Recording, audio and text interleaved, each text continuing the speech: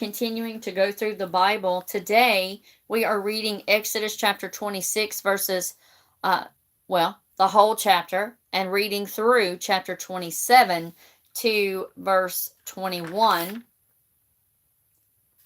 Then we'll be in Matthew chapter 25, verses 1 through 30, and Psalm chapter 31, verses 1 through 8, and Proverbs chapter 8, verses 1 through 11. Make the tabernacle from 10 sheets of fine linen. These sheets are to be decorated with blue, purple, and scarlet yarn, with figures of cherubim skillfully embroidered into them. Each sheet must be 42 feet long and 6 feet wide. All 10 sheets must be exactly the same size. Join 5 of these sheets together into one set. Then join the other 5 sheets into a second set. Put loops of blue yarn along the edge of the last sheet in each set. The 50 loops along the edge of one set are to match the 50 loops along the edge of the other. Then make 50 gold clasps to fasten the loops and the two sets of sheets together, making the tabernacle a single unit. Make heavy sheets of cloth from goat hair to cover the tabernacle. There must be 11 of these sheets, each 45 feet long and 6 feet wide. All 11 of these sheets must be exactly the same size. Join 5 of these together in one set and join the other 6 into a second set. The 6th sheet of the second set is to be doubled over at the entrance of the sacred tent. Put 50 loops along the edge of the last sheet in each set, and fasten them together with 50 bronze clasps. In this way, the 2 sets will become a single unit. An extra half sheet of this roof covering will be left to hang over the back of the tabernacle, and the covering will hang down an extra 18 inches on each side. On top of these coverings, place a layer of tanned ram skins, and over them put a layer of fine goatskin leather. This will complete the roof covering. The framework of the tabernacle will consist of frames made of acacia wood. Each frame must be 15 feet high and 2 1/4 feet wide. There will be 2 pegs on each frame so they can be joined to the next frame, and all the frames must be made this way. 20 of these frames will support the south side of the tabernacle. They will fit into 40 silver bases, 2 bases under each frame. On the north side, there will also be 20 of these frames with their 40 silver bases, 2 bases for each frame. On the west side, there will be 6 frames, along with an extra frame at each corner. These corner frames will be connected at the bottom and firmly attached at the top with a single ring, forming a single unit. Both of these corner frames will be made the same way, so there will be 8 frames on that end of the tabernacle, supported by 16 silver bases, 2 bases under each frame. Make crossbars of acacia wood to run across the frames, 5 crossbars from the north side of the tabernacle and 5 for the south side. Also make 5 crossbars for the rear of the tabernacle, which will face westward. The middle crossbar, halfway up the frames, will run all the way from one end of the tabernacle to the other. Overlay the frames with gold and make gold rings to support the crossbars. Overlay the crossbars with gold as well. Set up this tabernacle according to the design you were shown on the mountain. Across the inside of the tabernacle hang a special curtain made of fine linen, with cherubim skillfully embroidered into the cloth using blue, purple, and scarlet yarn. Hang this inner curtain on gold hooks set into 4 posts made from acacia wood and overlaid with gold. The post will fit into silver bases. When the inner curtain is in place, put the Ark of the Covenant behind it. This curtain will separate the holy place from the most holy place. Then put the Ark's cover, the place of atonement, on top of the Ark of the Covenant inside the most holy place. Place the table and lampstand across the room from each other outside the inner curtain. The lampstand must be placed on the south side, and the table must be set toward the north. Make another curtain from fine linen for the entrance of the sacred tent, and embroider exquisite designs into it, using blue, purple, and scarlet yarn. Hang this curtain on gold hooks set into 5 posts made from acacia wood and overlaid with gold. The post will fit into 5 bronze bases. Using acacia wood, make a square altar, 7.5 feet wide, 7.5 feet long, and 4.5 feet high. Make a horn at each of the 4 corners of the altar so the horns and altar are all one piece. Overlay the altar and its horns with bronze. The ash buckets, shovels, basins, meat hooks, and fire pans will all be made of bronze. Make a bronze grating with a metal ring at each corner. Fit the grating halfway down into the firebox, resting it on the ledge built there. For moving the altar, make poles from acacia wood and overlay them with bronze. To carry it, put the poles into the rings at 2 sides of the altar. The altar must be hollow, made from planks. Be careful to build it just as you were shown on the mountain. Then make a courtyard for the tabernacle, enclosed with curtains made from fine linen. On the south side, the curtains will stretch for 150 feet. They will be held up by 20 bronze posts that fit into 20 bronze bases.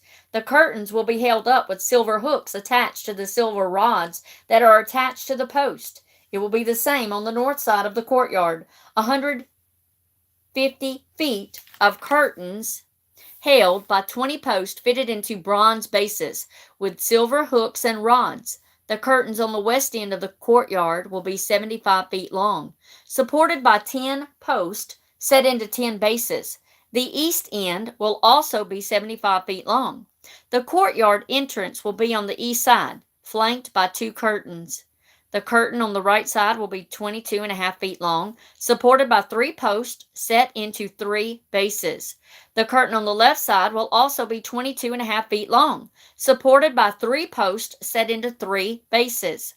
For the entrance to the courtyard, make a curtain that is 30 feet long. Fashion it from fine linen and decorate it with beautiful embroidery in blue, purple, and scarlet yarn. It will be attached to 4 posts that fit into 4 bases. All the posts around the courtyard must be connected by silver rods using silver hooks. The posts are to be set in solid bronze bases. So the entire courtyard will be 150 feet long and 75 feet wide, with curtain walls 7.5 feet high made from fine linen. The bases supporting its walls will be made of bronze. All the articles used in the work of the tabernacle, including all the tent pegs used to support the tabernacle, and the courtyard curtains, must be made of bronze. Tell the people of Israel to bring you pure olive oil for the lampstand, so it can be kept burning continually. The lampstand will be placed outside the inner curtain of the most holy place in the tabernacle. Aaron and his sons will keep the lamps burning in the Lord's presence day and night. This is a permanent law for the people of Israel, and it must be kept by all future generations. Matthew chapter 25.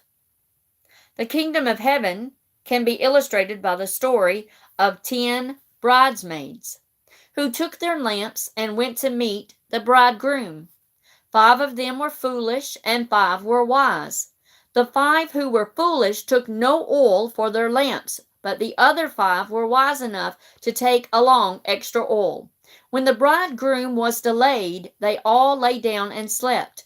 At midnight they were aroused by the shout, "Look, the bridegroom is coming! Come out and welcome him!" All the bridesmaids got up and prepared their lamps. Then the 5 foolish ones asked the others, "Please give us some of your oil because our lamps are going out."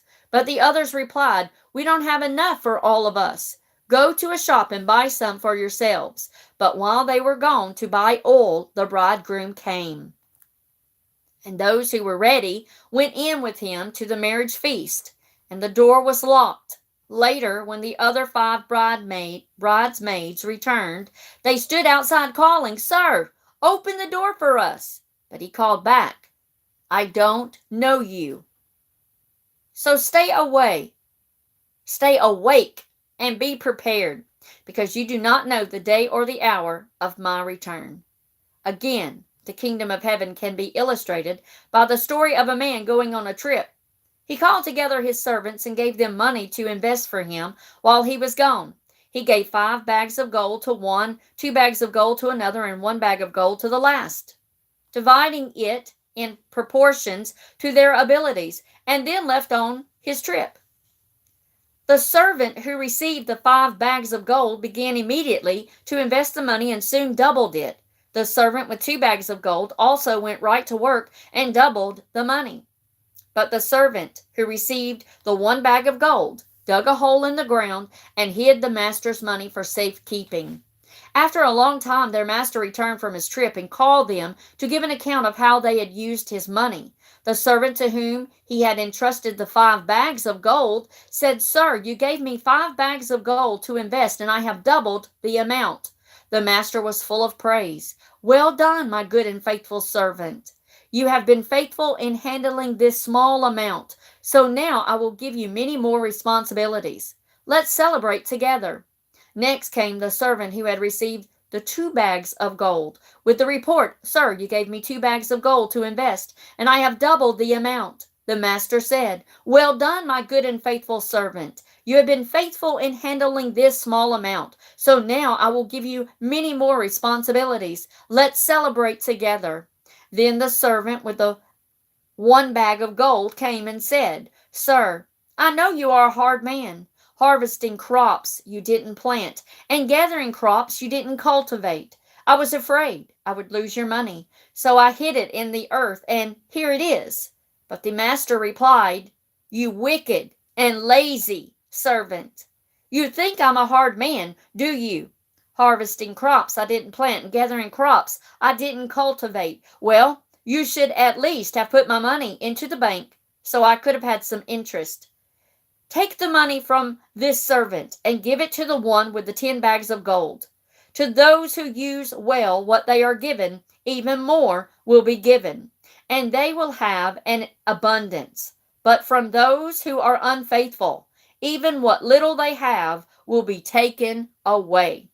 Now throw this useless servant into outer darkness, where there will be weeping and gnashing of teeth." Psalm 31, verses 1 through 8. For the choir director, a psalm of David. O Lord, I have come to you for protection. Don't let me be put to shame. Rescue me, for you always do what is right. Bend down and listen to me. Rescue me quickly. Before me a great rock of safety, a fortress where my enemies cannot reach me. You are my rock and my fortress. For the honor of your name, lead me out of this peril. Pull me from the trap my enemies set for me, for I find protection in you alone. I entrust my spirit into your hand. Rescue me, Lord, for you are a faithful God. I hate those who worship worthless idols. I trust in the Lord.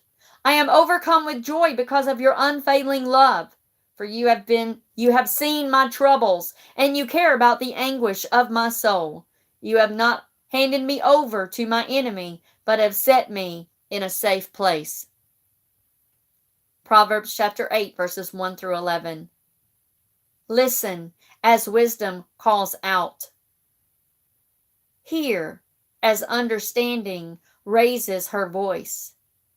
She stands on the hilltop and at the crossroads, at the entrance to the city, at the city gates. She cries aloud. I call to you, to all of you. I am raising my voice to all people. How naive you are. Let me give you common sense, O foolish ones. Let me give you understanding. Listen to me, for I have excellent things to tell you. Everything I say is right. for I speak the truth and hate every kind of deception. My advice is wholesome and good. There is nothing crooked or twisted in it. My words are plain to anyone with understanding, clear to those who want to learn. Choose my instruction rather than silver, and knowledge over pure gold, for wisdom is far more valuable than rubies. Nothing you desire can be compared with it.